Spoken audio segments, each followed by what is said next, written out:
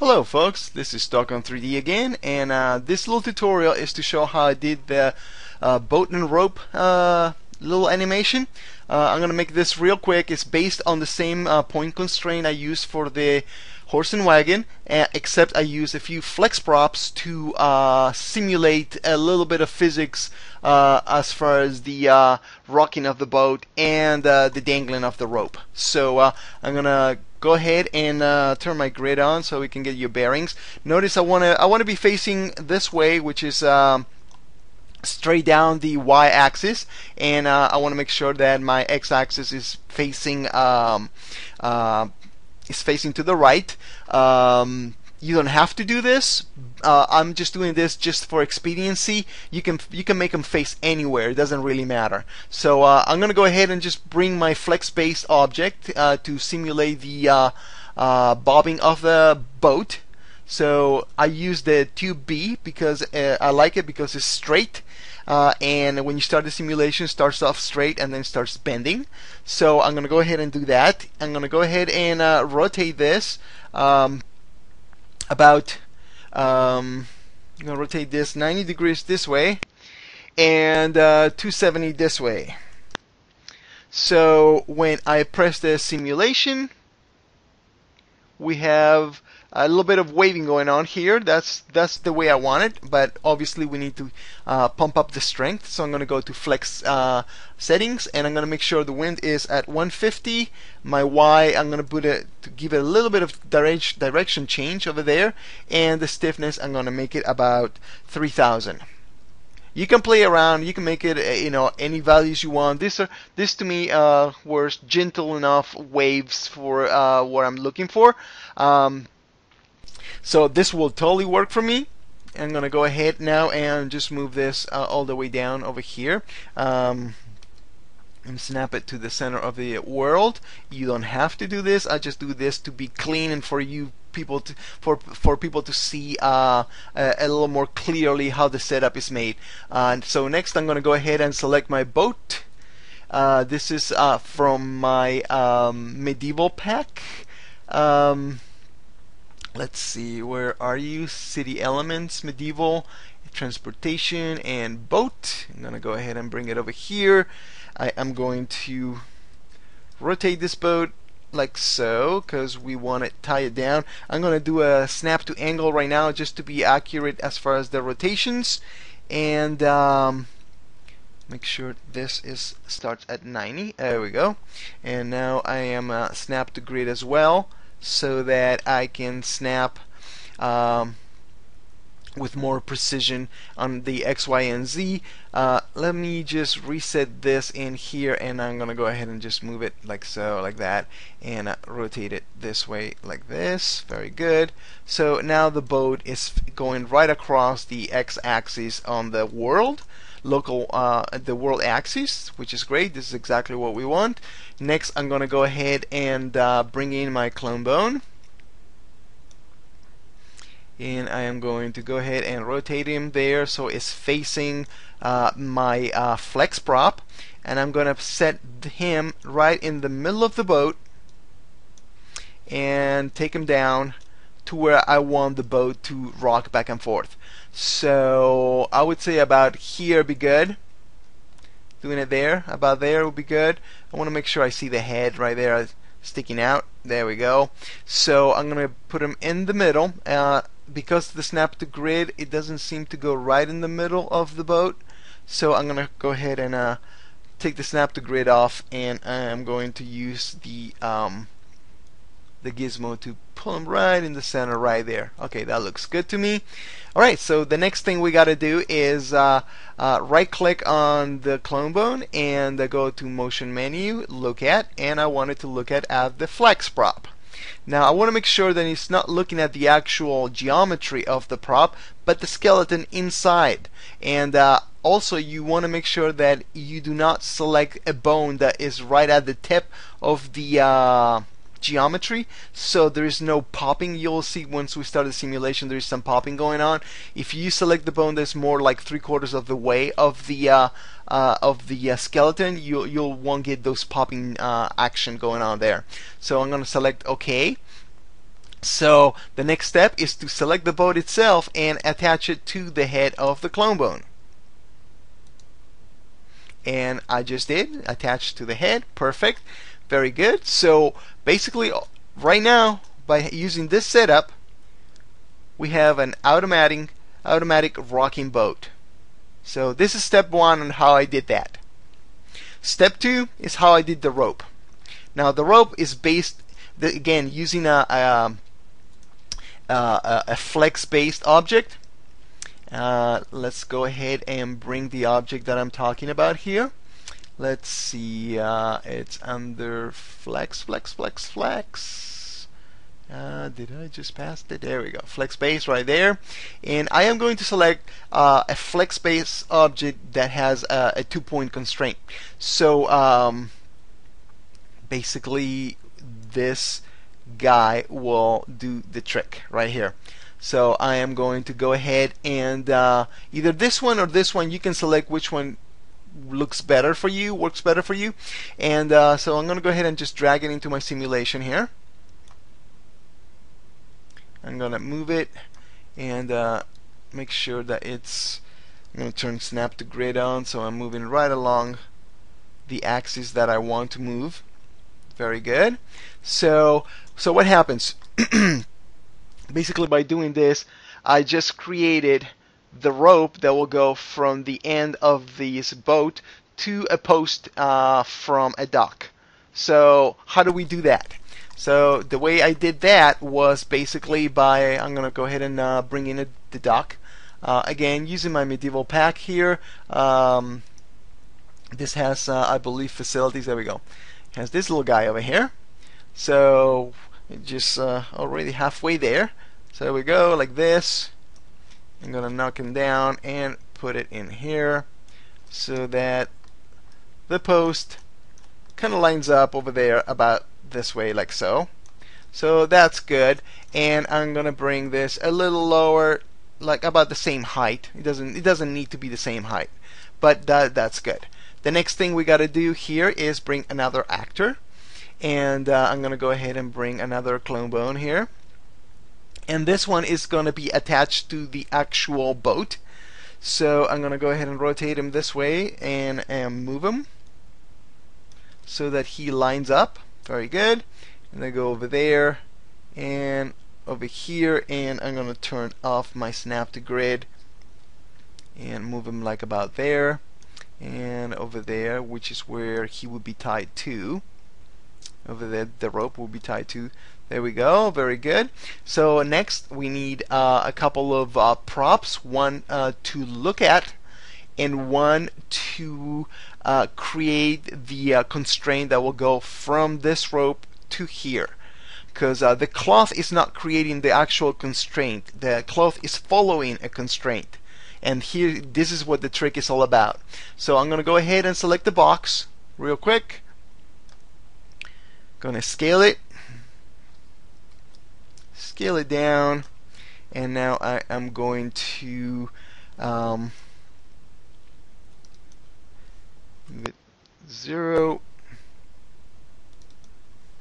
0, and I am going to move it over here upwards using my gizmo.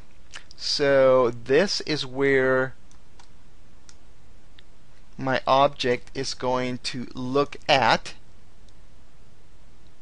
There we go. Put over there. That's good. And right now, and next what I'm going to do is select the same cube, and I am going to control, in move mode, I'm going to control drag to make a second one. And now I'm going to rotate this a few degrees this way, and I'm going to go ahead and rotate this and scale it like so, and move it to where the cloth is.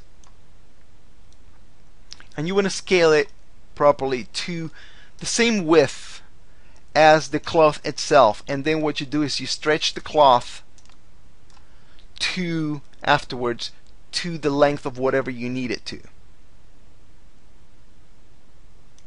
Like that. That looks good enough. Alright, So we got that going on. So what I'm going to do is I'm going to select the cloth, and I am going to attach this to that. Next, what I'm going to do is I am going to go ahead and scale this way, so make sure that it reaches from the tip of the boat all the way to my target, like so. Alright, so look what happens when I play the simulation. See, the cloth bends to give the illusion that it's a rope right there, like so. So that looks good. So we can go ahead and control more the wind and so forth as we need to. So to do that, all we got to do is select the cloth itself, and under the flex settings, I can go ahead and tweak the parameters. I can reduce the gravity force that's pulling down the cloth. Then I can also reduce the wind and change, maybe add a little more direction on this side of it.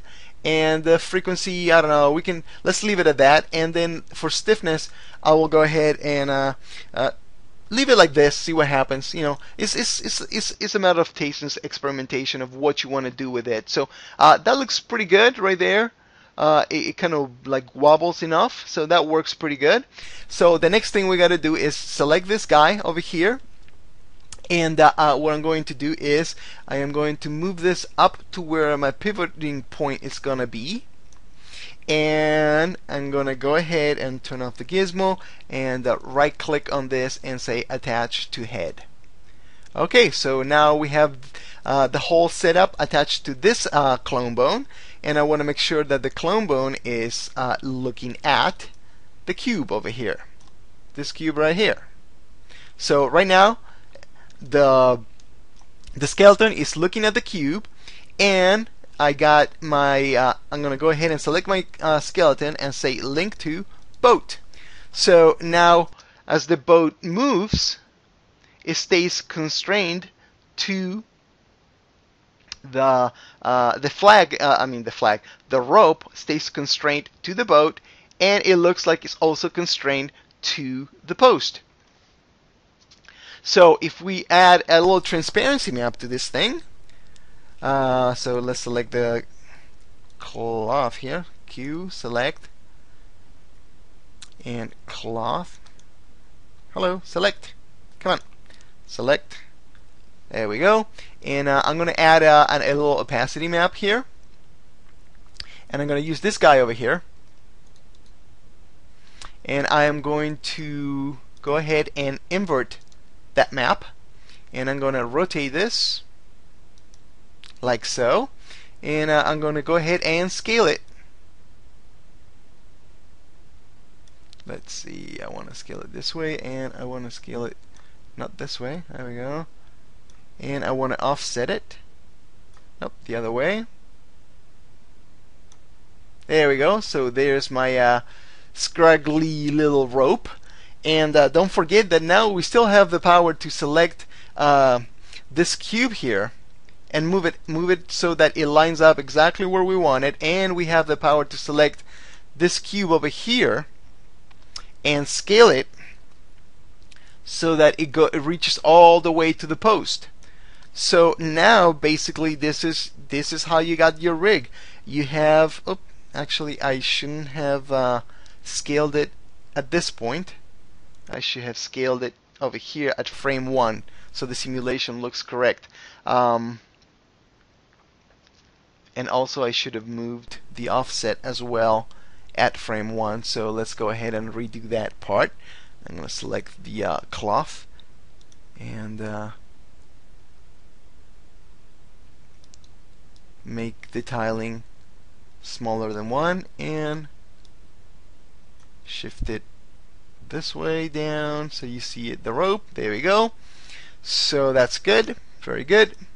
And let's select this cube and move it up like so. Alright, so there we go. So now we have the rope,